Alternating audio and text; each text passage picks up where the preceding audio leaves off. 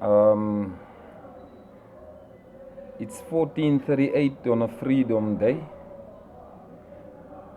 Um, I've been thinking a lot about and reading a lot about what have been said about the Thabo Bester escape and about how Thabo Bester lived in prison and all of that.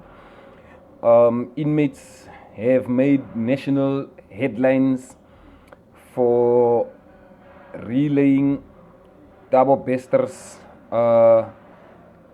preferential treatment he received in prison. So when we look at preferential treatment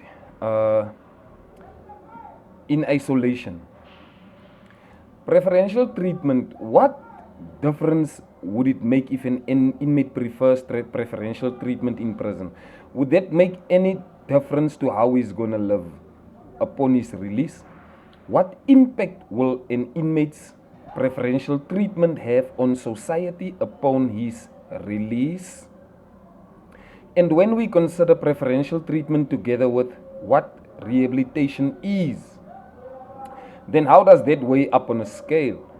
Is it not matters that really affect and influence an inmate's rehabilitation that should have made the national headlines instead of flimsy stuff like Thabo Bester being allowed 2 pairs of techies and others not? Is it not the issues that will impact society upon any inmate's release that should rather have made news headlines instead of Thabo Bester dancing in his cell?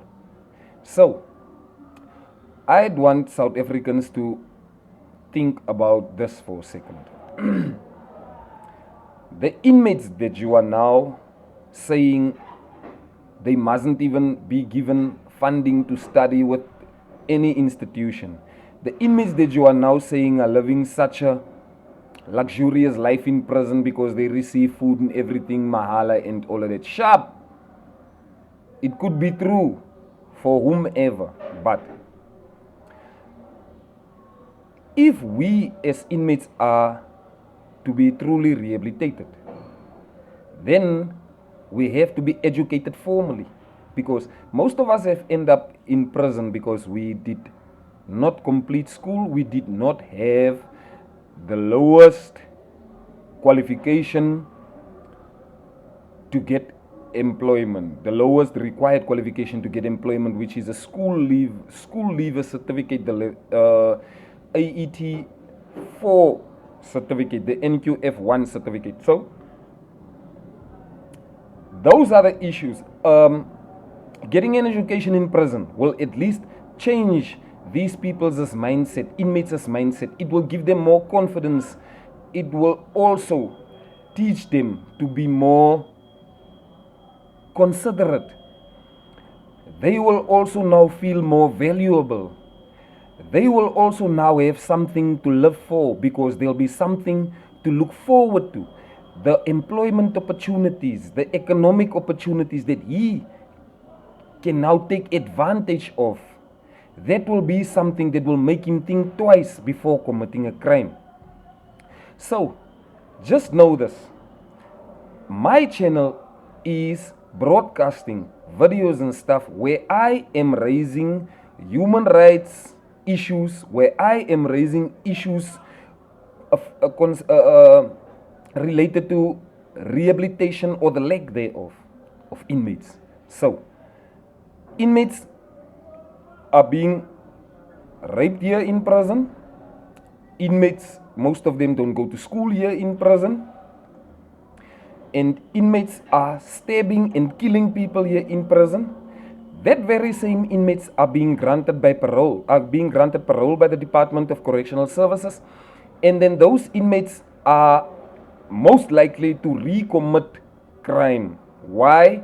Because the inmate had only done the programs and the skills that the department is required for him to do in order to qualify for parole. He did not go to the furthest extent, like for instance, to go to school to get a qualification in order to get employment. So, when these inmates get back into society, they are the ones that will go and hurt you again because you focus on punishing them and not on rehabilitating them. South Africans must ensure that DCS rehabilitates inmates with their money, the taxpayers' money that South Africans are crying about, that we are studying with. Why are you not crying foul for the fact that DCS is using billions more and not rehabilitating these guys? Why are you not crying foul when the very same guys that have been rehabilitated with your tax money comes back and rapes you? Why? What impact would it have on the community if I am punished instead of being rehabilitated? What impact would it have on society?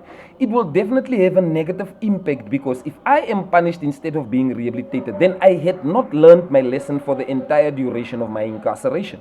So DCS has failed to rehabilitate inmates in this facility, in this specific facility. I've been detained at DCS for 1 month before I was transferred here. I'm a first offender. It's my first time that I've been sentenced. The first time that I've been detained in a correctional facility was when I was charged for this crime. So I cannot draw conclusions on whether inmates are being rehabilitated or not at correctional facilities that are being run by DCS themselves. But South Africans are so narrow-minded that they seem to forget that the very same guys that are in prison are supposed to be rehabilitated without tax money, just as much as they are being given funding to study with our tax money. So, your tax money, we really appreciate it. We appreciate the fact that the government has made means for us to be able to get funding and to study. We really appreciate it. But what you must know is, punishment cannot be considered above rehabilitation. The correctional centers in South Africa are called correctional centers because they are now focusing on rehabilitating inmates. They are not focusing on punishing them. That is what the case used to be in the apartheid era. But you South Africans are very narrow-minded in the way in which you interrogate this matter of Thabo Bester. You haven't asked any technical questions surrounding rehabilitation. Your focus has been on punishment for inmates such as Thabo Bester. It's like you guys want to take revenge for what has been done to you. Are you not scared that the very same inmates will come out and then also take revenge for what you have just said on radio about them? Those guys that will take that revenge, they've already done it in the past. They've done it again today, and they'll do it again tomorrow. I guarantee you that there are inmates that has been granted parole that has committed a crime today. Why should it not be the case where an inmate that has not received an education will not be granted parole?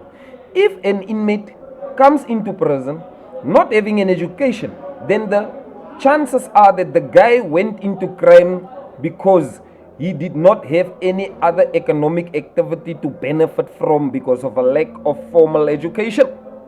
So South Africans, please, I don't even know what to say to you guys no more.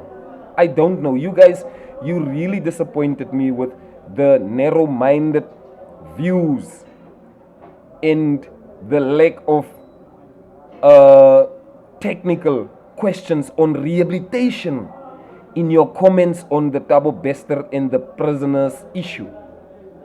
Don't tell me about Miles Boodoo and all of these guys that you guys are entertaining every day on your TV screens. Miles Boodoo was fighting for us to have cell phones. What the hell is that? How can you be fighting for inmates to have cell phones? How? Let us have a conversation on real issues that will affect society upon the release of offenders, upon the release of these prisoners. How has their release affected you? Is it not true that there has been ex-offenders that went out and raped you guys in the community and killed you guys in the community? What do you think led to that? Is that what you want to see a continuation of in the near future and in the longer term? Because the way you guys are going on, that's what you're asking for. That's what you're asking for these guys to keep on killing you, to keep on raping you even upon their release. I haven't heard you guys demanding for conditions to be set so that inmates cannot be released unless they are really, really rehabilitated. So that inmates cannot be released unless there is material evidence that the guy has been rehabilitated. You've disappointed me on a Freedom Day. Just as much as I've disappointed you on this Freedom Day by recording this video and posting it online. I do not have the freedom to do that. But I'm doing it in order to raise these issues with you guys because nobody else has raised it for the past year that you guys have been nagging and going on about the Tabo Bester and prisoners issue. Thank you for those that have found the time to at least listen to just another inmate like me. Thank you.